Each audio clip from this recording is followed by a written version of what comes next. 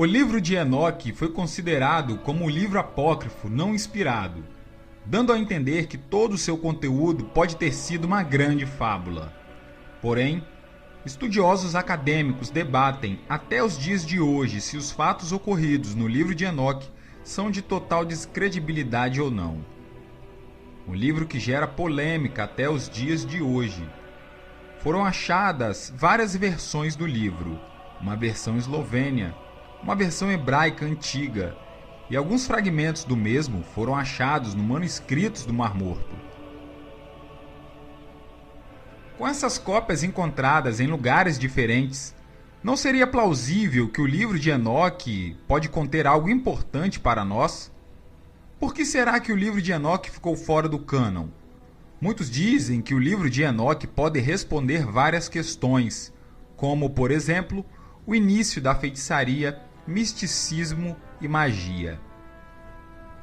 Para deixar a coisa mais polêmica, um trecho do livro de Enoque se encontra dentro da Epístola de Judas, contida na Bíblia Sagrada. Você conhece o livro de Enoque? O que será de tão misterioso que existe nele? É considerado para alguns o livro até mesmo perigoso e nocível à fé. Vamos conhecer um pouco sobre o livro de Enoque. Espero que gostem do vídeo. Enoque, um homem de Deus, um servo temente, fiel a Deus, não sabia que a sua vida iria mudar de uma maneira extremamente impactante. Tudo começa quando Enoque está dormindo, quando no meio da noite recebeu a visita de alguns seres que ele mesmo descreve como sendo seres enormes.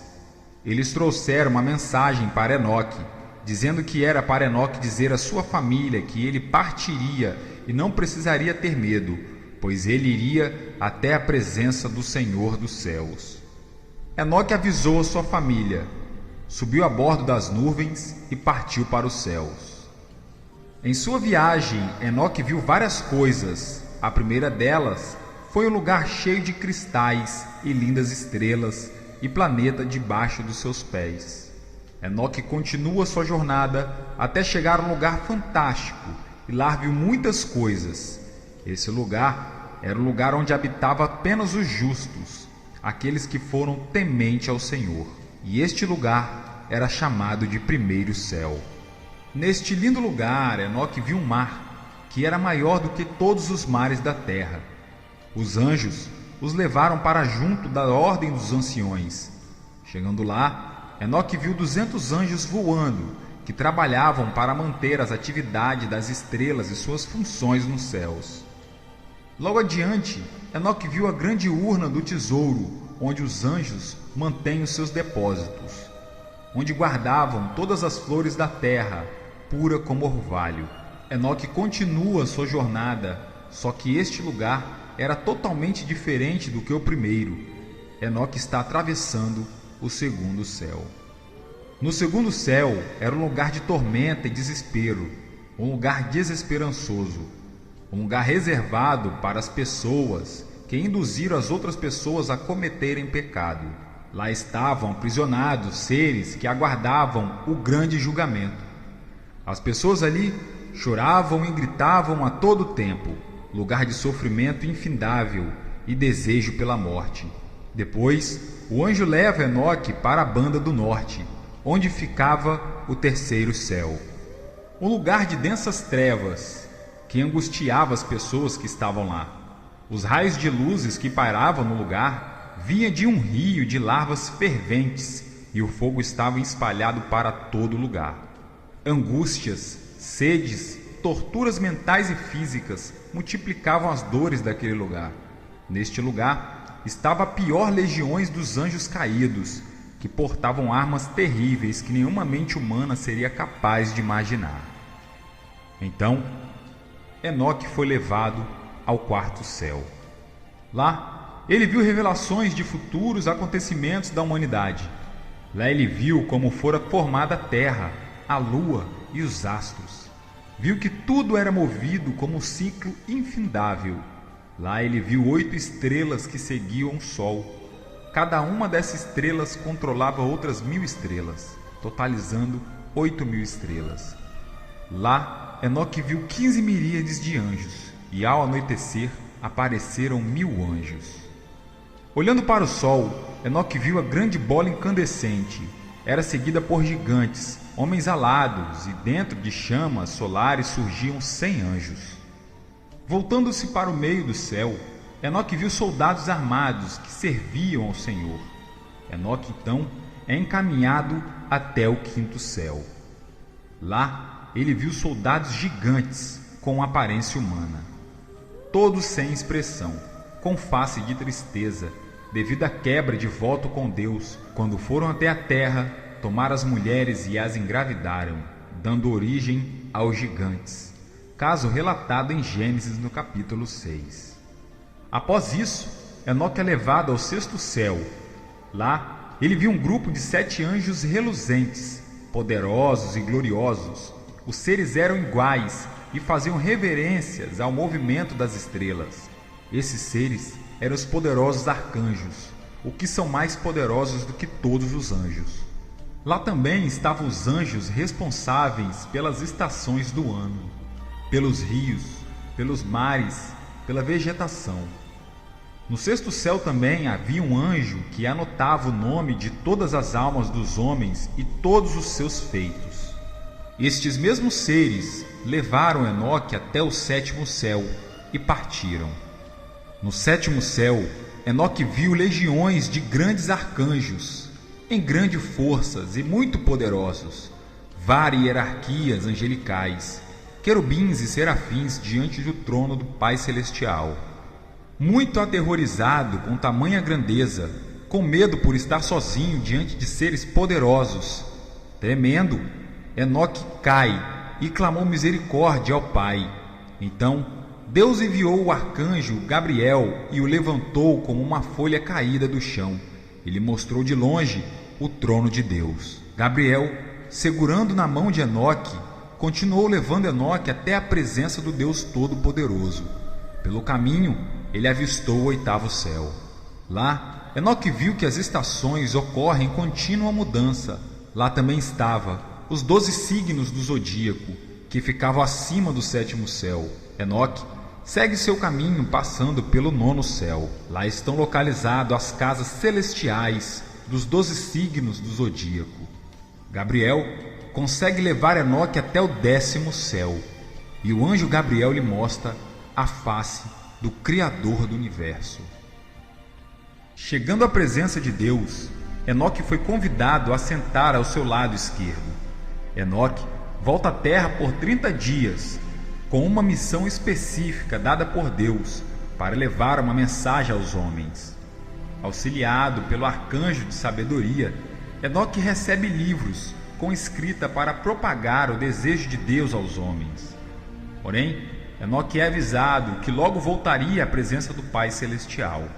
Após 30 dias, 2.000 pessoas se ajuntaram a ele para se despedirem. Após levar a mensagem de Deus aos homens, o Senhor enviou seus anjos para levarem Enoque de volta à presença do Deus vivo. Tudo ocorria tranquilamente no reino dos céus, quando a humanidade começou a se multiplicar na terra. Um certo anjo, chamado Samiasa, viu as filhas dos homens e sentiu muito desejo de coabitar com elas. Samiasa fez uma reunião com 18 anjos. Esses 18 anjos eram chefes de mais 10 anjos cada um. Samiasa era um anjo destemido e ciente de todos os seus atos. Sabia que o que fizesse não teria mais retorno. Não teria como voltar atrás. Então, ele resolve fazer um pacto com os 10 anjos. O pacto foi feito em cima do Monte Hermon, e fizeram seus juramentos uns para com os outros. Seguindo nos seus intentos, quase 200 anjos tomaram as filhas dos homens e a engravidaram. O resultado do cruzamento de mulheres com os anjos foi totalmente inesperado. As mulheres deram à luz a seres gigantescos e anômalos e grotescos. Esses seres foram chamados de Néfilins, metade homens, metade anjos. Esses Néfilins chegaram a atingir 3.000 côvados de altura. Os gigantes acabavam sempre com os alimentos dos homens. A fome dos gigantes era tamanha que os animais, peixes, aves não saciavam a sua fome. Não satisfeitos, começaram a devorar os homens. A relação entre os Néfilins e as mulheres era de tamanho problema, pois, ao coabitarem com as mulheres, os seres angelicais passaram todos os seus conhecimentos proibidos aos homens da terra. Conhecimentos como metalurgia, astronomia, astrologia e feitiçaria. Deus não se agradou da atitude dos Néfilins e a terra estava em um total caos. Até que os anjos Miguel, Uriel, Rafael e Gabriel informaram o ocorrido a Deus. E logo Deus resolve tomar providências. Deus resolve purificar a terra e manda um grande dilúvio para exterminar os anjos maléficos, os lançando em um abismo de fogo ardente. Esses casos, associados a alguns argumentos bíblicos, como por exemplo, Gênesis capítulo 6, levam a crer que o livro de Enoque realmente contém alguns fatos que podem ser verdadeiros. Acompanhe os relatos bíblicos. Sucedeu que quando os homens começaram a multiplicar-se sobre a terra, lhe nasceram filhas. Viram os filhos de Deus que as filhas dos homens eram formosas e tomaram para si mulheres de todas as que escolheram.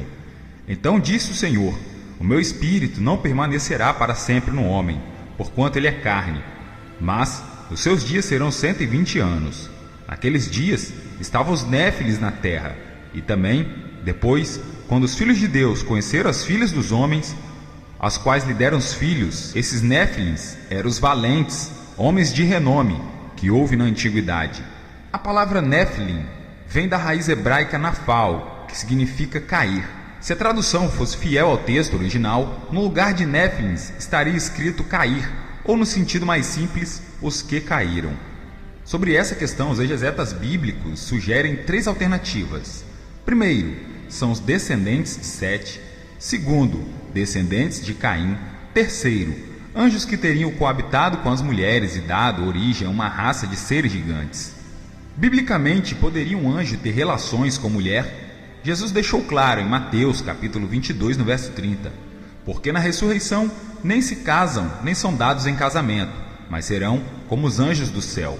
Sobre essa interpretação é difícil entender que existiu uma relação entre anjos e mulheres. Teólogos, para manter a ortodoxia bíblica, defendem Gênesis capítulo 6, tendo a palavra filhos de Deus, junto com a associação de Jó no capítulo 1, filhos de Deus. Esta palavra filhos de Deus, no hebraico, significa Benai Elohim, ou seja, homens poderosos. A interpretação de Gênesis capítulo 6, como se fossem os filhos de Deus Benai Elohim no hebraico, corresponderia aos homens normais, porém poderosos em forças, majestade e poderio, que pegaram as filhas dos homens para cometer poligamia, alegando a seguinte proposta: Adão e Eva, o primeiro casal, Lameque, o sétimo, pela linhagem de Caim. A partir dele começa a existir bigamia associada à violência. Quando chegamos em Gênesis, no capítulo 6, associam o texto como sendo uma crítica textual, onde a sociedade antiga conseguiu fazer a junção de imoralidade sexual com violência. Sendo assim, eles acreditam que não eram gigantes. Outro fato interessante é que o texto relatado em Judas, no verso 14 e 15, para este também profetizou Enoque, o sétimo depois de Adão, dizendo: Eis que vem o Senhor com suas santas miríades. Esta passagem é clara que Judas está citando 1 Enoque, capítulo 60, verso 8. Bom, sobre isso, no resto do bom senso e analisarmos e acreditar no que mais faz sentido para a gente. E você, gostou do conteúdo do livro de Enoque? Você já o conhecia? Deixe nos seus comentários abaixo. Não se esqueça de clicar em gostei no vídeo. Assim você nos ajuda a crescer nessa imensidão do YouTube. Até a próxima. Tchau, tchau.